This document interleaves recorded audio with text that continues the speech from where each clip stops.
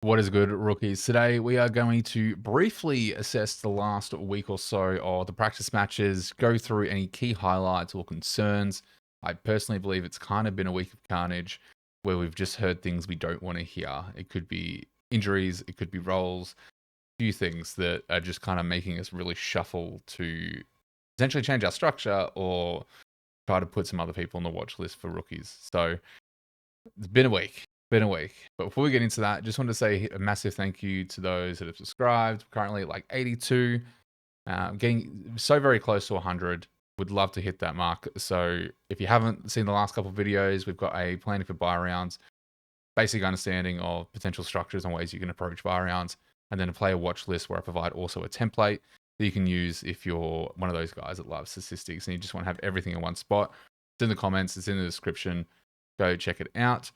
Without further ado, let's jump into just some key highlights. So nothing too crazy. I've only picked a few here because, look, if you want, like, again, a deep analysis and like all the information, I recommend just hopping on X and following a heap of accounts that just release all the news. I know you guys are also kind of looking for, who to go follow. I will be preparing a bit of a resource thing. I thought about doing a beginner's guide, but why would I produce that when you have Supercoach DR and the Swordplay gentlemen just producing an absolute beautiful season guide, which goes through any of that and so much more. So again, we have seen that before. If you guys want to, I'll provide another link in the description. Again, I haven't reached out to me or anything like that. It's just some amazing piece of work that they've put together. So if you're struggling and you want that extra leap on the condition on the competition, go for it. Link will be in the description as well. But just some things that kind of stood out for me. We'll go through things. We'll kind of go through the games and what's noteworthy in that game. So first and foremost, one that was really unfortunate and raises some concerns is Ed Richards kind of left match sim today with calf tightness. Yesterday, sorry, with calf tightness.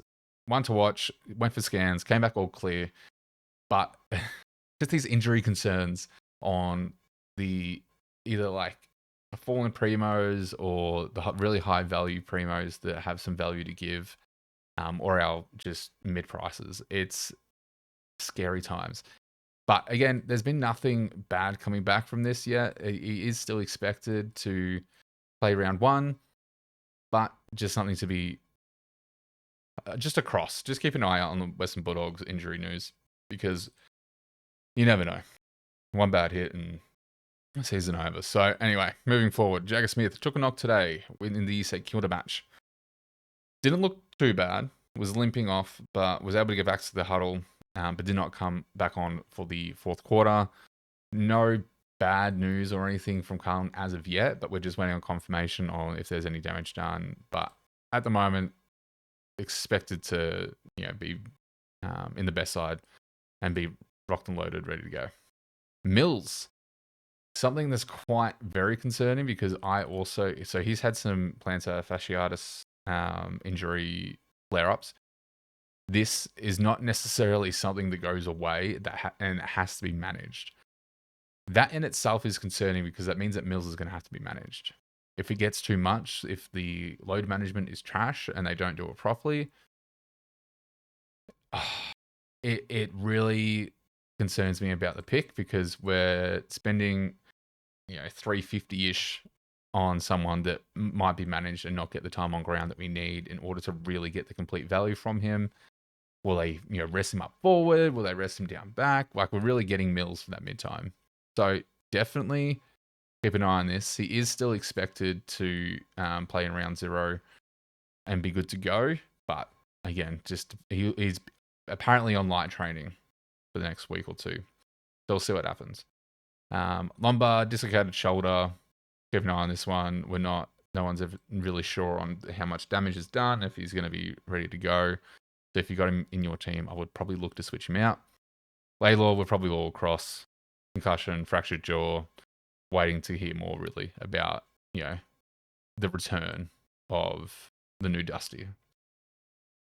There's been a lot of other Carnage that aren't injuries. So one popular piece of carnage is from today, the St Kilda and Carlton game, is TDK is definitely sharing ruck with Pitnet. Not what you want to see. If you had him in your team as R2, I'd switch him out.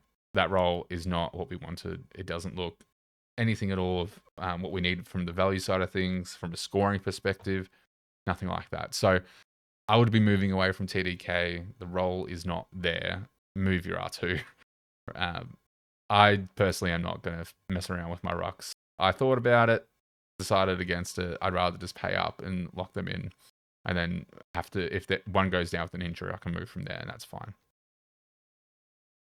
Outside of that, that was like really the main thing. We'll go through some of the rookie carnage when we get there, just because I want to do the highlights, because the highlights are the game changers here, I believe. First one being Hugo Garcia. Now, I'm just going to get up the Saints, and we're just going to go through the Saints based off today's practice match. Now, Naz did okay. I was considering Naz in the back line. He has a different... He's more of a safe pick. Can he have that natural progression up to that next level? Possibly. But I don't think I can go there. He's got good buy cover. The buy's really nice and suitable. It's just hard. It's hard. He's not a bad pick by all means. If you got him, it's a safe pick. Probably a smart choice. But the man I wanted to talk about was Garcia. Now, Garcia, what a man. This man looks like the third cog in the machine there. Plenty of mid-time, plenty of CBAs. Again, we know that Garcia is a tackling machine, and if he can get those tackles, like he had some really good points per minute for the time that he was on when he did show up last season. I think Garcia just has to be a pick. I think I've seen enough where I'm pretty confident that he is just going to provide so much value at the price. 245. If you didn't like Smith, if you don't like Sanders or Parker, and you're looking for someone else that's not technically a base rookie or a flex position player, you got to go Garcia. Got to go Garcia. I would go watch the replays of today or look at the reports, but I've seen enough where Garcia is an absolute lock. Some really interesting things that did come from St Kilda is the rookie that we were all after, Kobe, only played the last quarter. He did manage to do a bit in the time. It's like a 50-meter goal. Looked okay, but this is a practice match, and he only got in on the last quarter. A lot of people had him locked in, and a lot of people still do. I don't think he starts round one. It just has raised a lot of doubts. But with that said, there are two players that have come out that I think are ones worth watching. I think the first in line to really get that first spot over Kobe, anyone else, is Max Hall. Max Hall looked really good out there today. He was really efficient. He just, out of all the reports I've seen, since Toby is now in doubt, Max Hall looks like that first dude up to crack the side, cracking into it. So Max Hall was there. If we're wanting some defensive relief, actually, we did see McConnell. He looked pretty decent. Watch list for sure. I definitely don't think he's a lock. I definitely am reluctant to think Hall is a lock as well. It's definitely one to watch, but I think, yeah, Hall's got to be that next person to crack into the side. O'Connell could as well. Maker was actually nowhere to be seen. I don't know where Ari went. Just disappeared. Gone. That's really interesting from a Saints perspective. Boyd did quite well from a ruck perspective. I think we can probably happily put him in at R3. I think he'll play. We're not sure. We're touch and go with Marshall on if all reports are saying that he's going to be there for round one, but could spend some time forward because they really do need him in the forward line to help. So I think Boyd does play. So I think Boyd is still a good pick for R3 or a flex, and we'll see what happens. Outside of that, McRae looked really, really good. Mid-time, nice with just good disposal efficiency. Looks really nice with it. He hasn't forgotten how to play mid or anything like that. So I think he's going to go just fine. There was no one really else that kind of stood out from a Supercoach perspective. So that was Saints. So outside of Saints, what about Carlton? What happened with Carlton today? So Carlton, as we just said, TDK was probably the main one that we were really concerned about. Dart had some good kick-ins. Haynes was kind of there, not really. He's not really relevant, I don't think. Mid-wise, again, Smith played well. I think Smith is still lock unless we're told otherwise. Fire injury. Again, ruck-wise, the main thing that came out of this was that Pitnet and De Koning are sharing ruck, and it's just stay away. Stay away. Don't even think about it. Don't even think about it. We'll go on to the other teams later on, but they're the main ones. I want to talk about Melbourne because Melbourne made me really, really happy. So not only did Oliver look great, Rivers has confirmed his spot in our team. This man was playing high, mid-time, was getting CBAs, was everywhere. Absolutely everywhere. Again, we're not doing deep analysis or anything like that, but go look at the reports. It may be because of some injuries and some outs, but again, I think I'm pretty confident locking him into a D3, D4 spot. So, really happy with Trent. Defensive-wise, there's really no one else that's relevant in regards to Supercoach. I don't think I even saw Menther in there. Clayton looked really good. Langford looks like an elite athlete. He was so nice out there. Lindsay also did some nice stuff as well, but Langford, you pay up. I think you don't even go Lindsay. You got to pay up for Langford. Langford has pretty much locked himself into at least the bench. We'll see how it goes. I don't think we saw anything of Henderson, but Henderson has come on. This is one to watch as a cheap prospect. They've had massive reports. Media's all about it from Melbourne. Just keep an eye on what Henderson can do, because if he gets named, that's a nice little cheapie that we can use cash elsewhere on. Ruckwise, Gorn was not there. I think Campbell played though. They're all going off for the next practice match. Pickett played well. He was just doing what Pickett things really. And that's really about it from Melbourne to those two boys.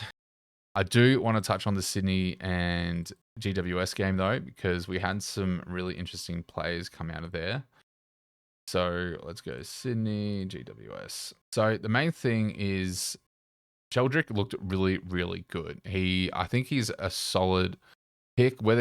I think he's like cracked the team, but I think he has like a sub risk with him as well. I think given who's coming in to their midfield, I think he's the better one that's going to crack the team.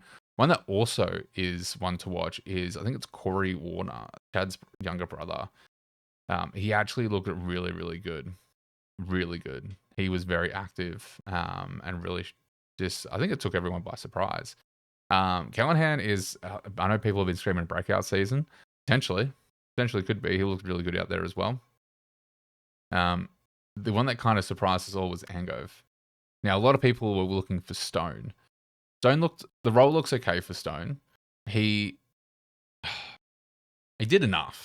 I think he's a safe pick if you want to put him in the forward line. But if Angove gets a spot, he's probably going to do much better than Stone, in my opinion. Angove was probably out on the wing, playing half forward. He just took it to him. He did not, there was no hesitation. Chase down tackles, just really getting after it. I was quite impressed, and he's definitely on the watch list. So Angove is probably one on the watch if you haven't already got him.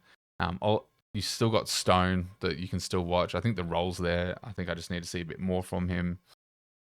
Whitfield was doing Whitfield things. I think he was actually sharing kickouts, though, to a degree with Himmelberg, if I'm not mistaken. So that's not too bad. The other person, League did not play until the last quarter. 24% still have League. I don't think he's cracking it. Apparently he did really well in like the VFL practice match, or the reserves or whatever the level below down is. He did really well there and was like a class above, but for whatever reason just can't crack. The men's team. He can't crack the AFL team. Interesting to see if he actually gets a spot or not, or if he gets more game time leading up to opening round. We'll see what happens. In regards to Sydney for defense, Roberts didn't sell me. You'd much rather pay for Mills, one at a cheaper price. But for what you're expecting of Roberts, it was pretty quiet.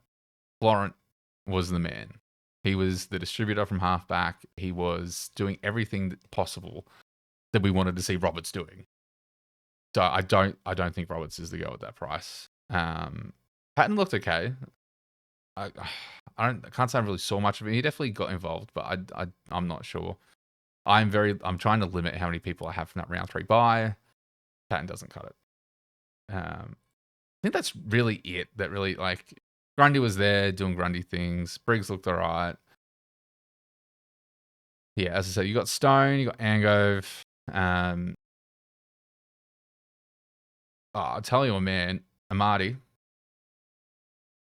gonna be a dangerous boy. Dangerous boy. But outside of this, outside of those players just mentioned, I don't think anyone else was really relevant for what I'm looking at least. Darcy Jones, the helmet, actually did really, really well, but I don't think we're looking at him as an option.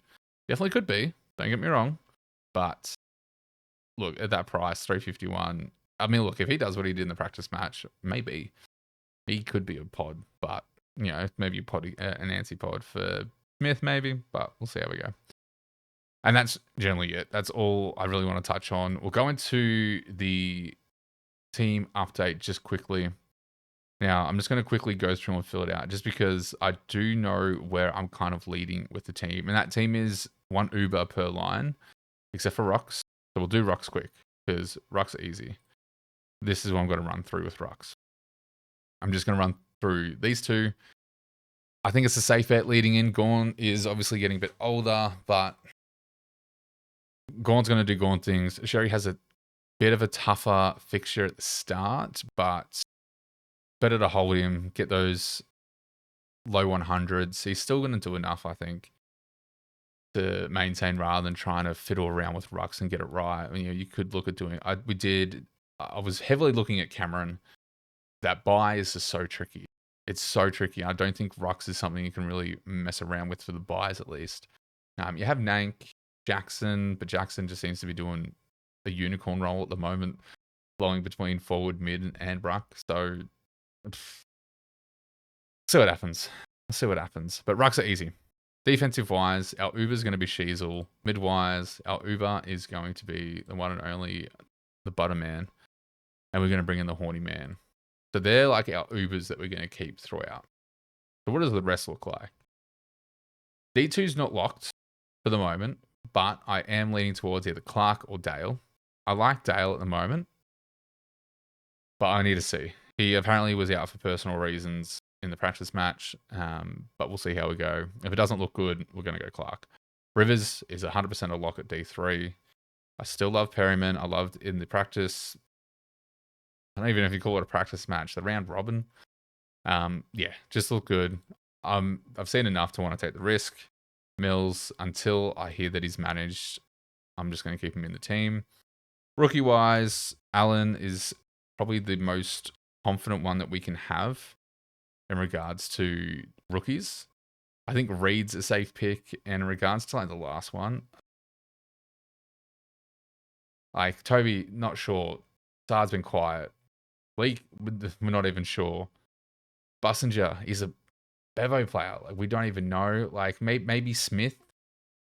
Maybe Smith. Again, the rookies are never locked in until, you know, closer to round 0, round 1. But that's what we're kind of looking for our defensive line. Midline, again, until I hear about it, I'm going to get Richards in. I still have faith that he's going to be there. I do have some concerns, but for the moment, I can't see a better option at that price. Like, we could go Brayshaw for sure, but I want to spend that cash elsewhere. So who else have we got in the mid? Well, then we get into our mid prices. So I want to take the risk on Day. I think he's going to get up there. We're obviously going to go Oliver because I think we've just seen enough. I do want to see more from Peatling, but I think it's still a safe pick just because I still think he's going to average enough to make it worthwhile. So what are our rookies looking like? Pretty standard. We got Smith. I'm personally going starters, and I'm going to bring in Angus as well. What our bench looks like, for the moment, it's Hall. I'm also going to put...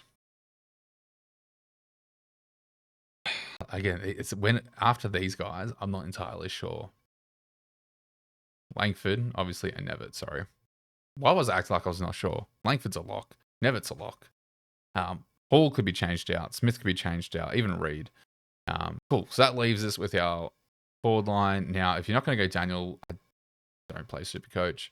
Hewitt looks great. Gray looks great. Who else here?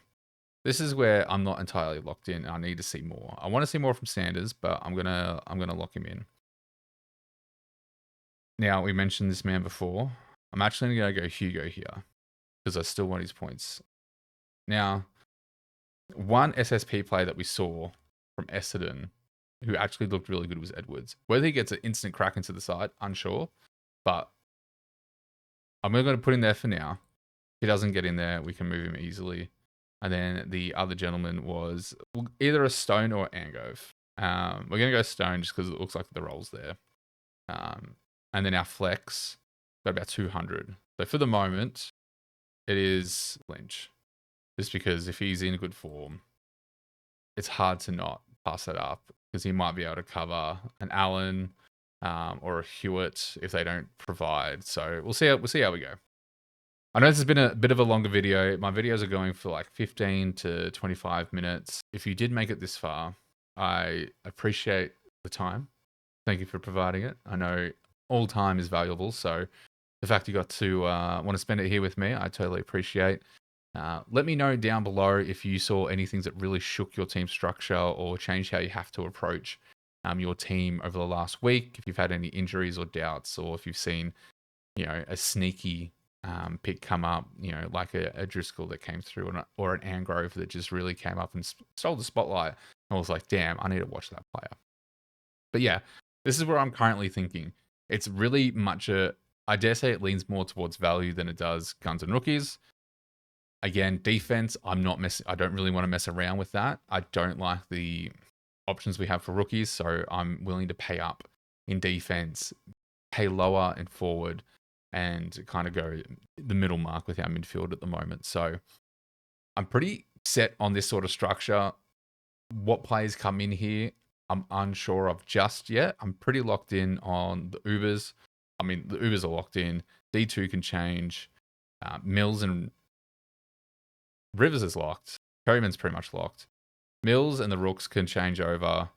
The Rooks, obviously, in any field or any line can change. I want to see more from Sanders. I want to see more from Hewitt. Hewitt played in the Bees, but was like the leader of the Bees and took it to Harley Reid, and they were going at it all day. So I think that's actually quite good. Gives him a good matchup. I wouldn't say that him being in the B squad was a bad thing. I think they potentially just wanted to see how he would go against the better side. And he took it to him. He was ruthless.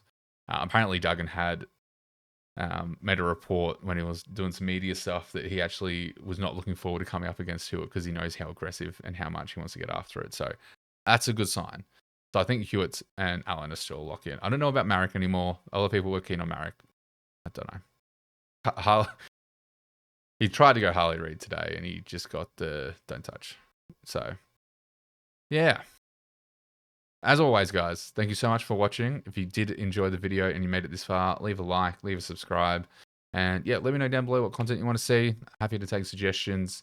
And I will see you guys in the next video.